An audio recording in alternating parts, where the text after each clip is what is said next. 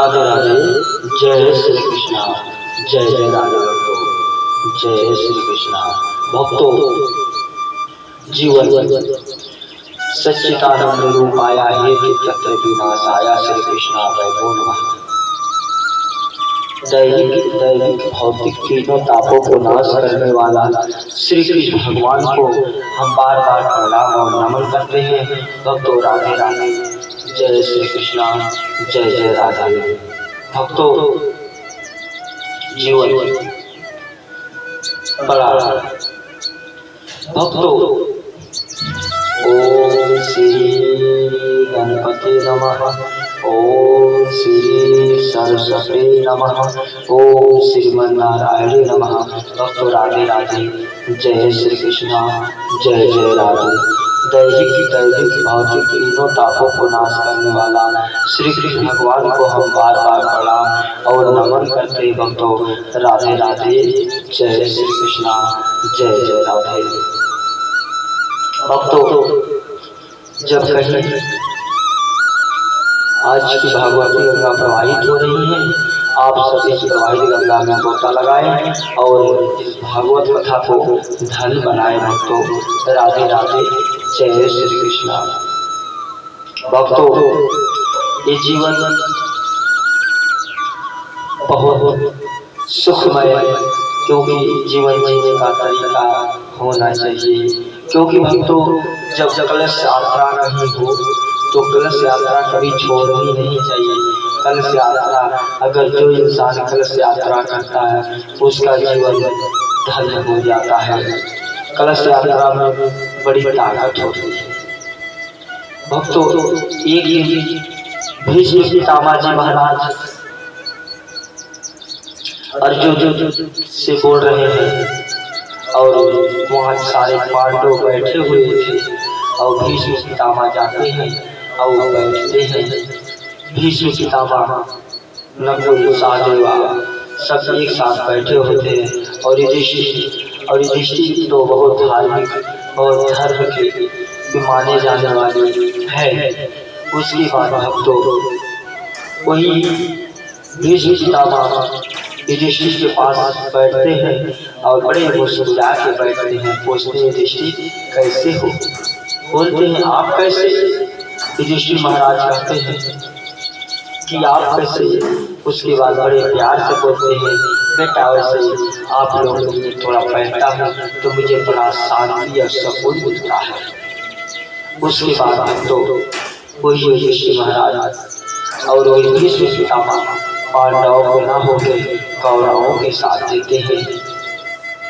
उसके बाद कौरव भीष्म पितामह कहते हैं, जब भगवान अपने भक्त को सुख देता है, दुख देता है, ये शब्दों को पकाता है। और भक्तों और भीष्म पितामह एक दिन जब बाड़ों के सैये पे लेटे हुए थे तो कृष्ण भगवान उनके सामने आ जाते हैं। तो कहते हैं, जब कान्हा सामने आ जाते हैं तो जैसे लगता है कि मैं फूलों को सैया पे लेटा हूँ, ऐसा लगता है। क्योंकि भगवान को अगर जो देखता है वो देखते देखते ही जीवन उसका धन हो जाता है। भक्तों, एक दिन की बात है, जब लड़ाई महाभारत की हो रही थी तो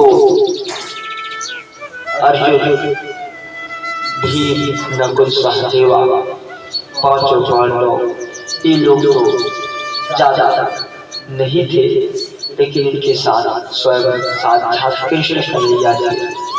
और दुर्योधन के साथ, कौरवों के साथ तो बड़ी सेना में बहुत लोग थे, बहुत बड़े बड़े योद्धा के लोग थे, लेकिन कुछ नहीं कर पाए।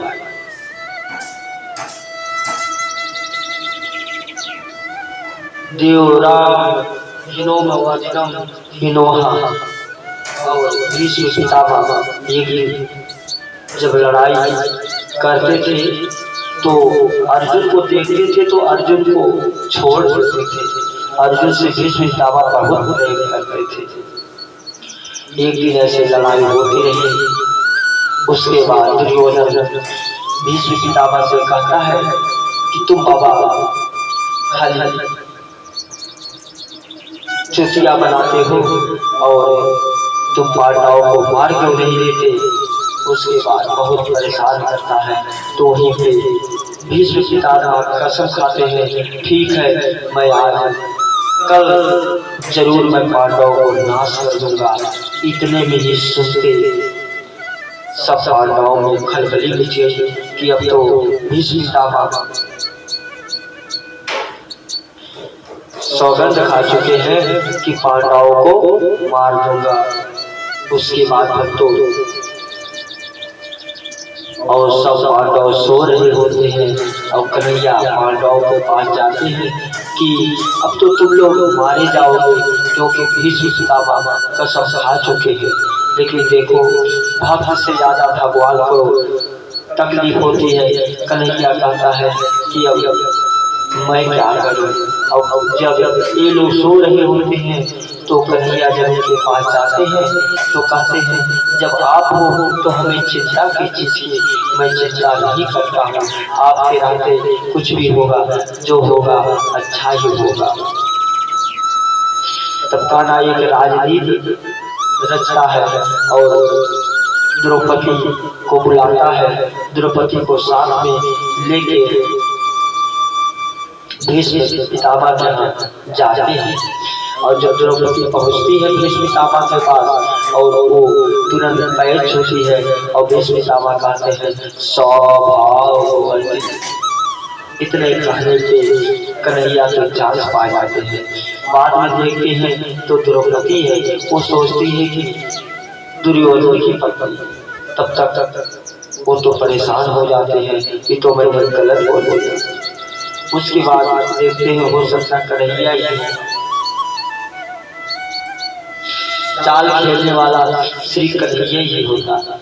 कन्हैया के जब तक देखते हैं बाहर खड़ा रहता है तब तक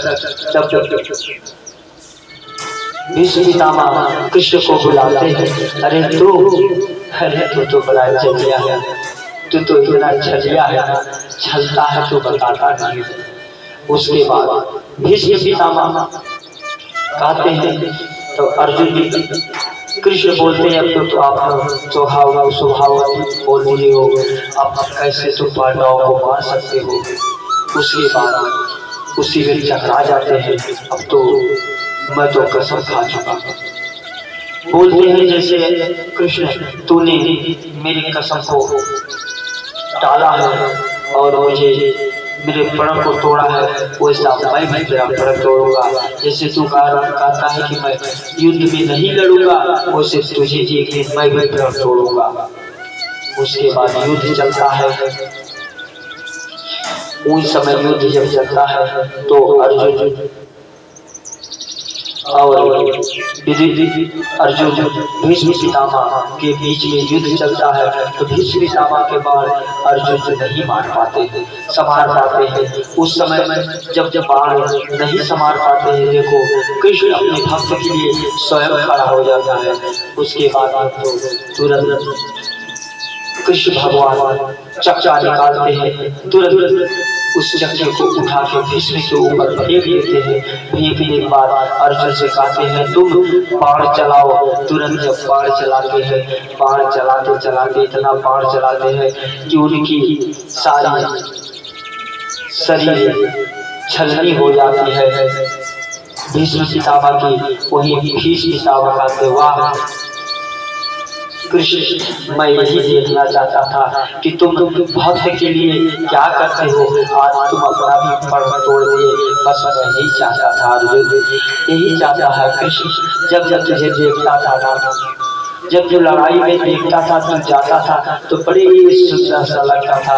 जब जब अर्जुन के रथ को चलाता था, जो रथ का जो तेरे ऊपर धूल उड़ती जब थी बड़े स्वभाववान लगती थी। बस यही दिन था कि कृष्ण तेरा देखने का आज मैं देख लिया और आज मेरा अंतिम चरण आ गया। उसके बाद अर्जुन कृष्ण के पास जब कृष्ण पास जाते हैं तब भीष्म पितामह कहते हैं कि तू मेरे मन से शादी कर ले और मेरे प्राणों को तू अब त्याग दे और मेरा जीवन धन बना दे। कृष्ण उसके बाद कन्हैया आशीर्वाद देते हैं और वही भीष्म पितामह का जीवन को धन बनाते हैं और भीष्म पितामह अपने जीवन को त्यागते हैं और जीवन धन हो जाता है। भक्तों, यही जीवन लीला है। सबकी लीला कहीं ना कहीं किसी ना किसी तरह भगवान बनाए हैं। सबको इस जीवन से ऐसे मरना है, एक दिन सबको जाना है। भक्तों कि जीवन में ना कोई रहने आया है, सब इस जीवन से सबको मरना है।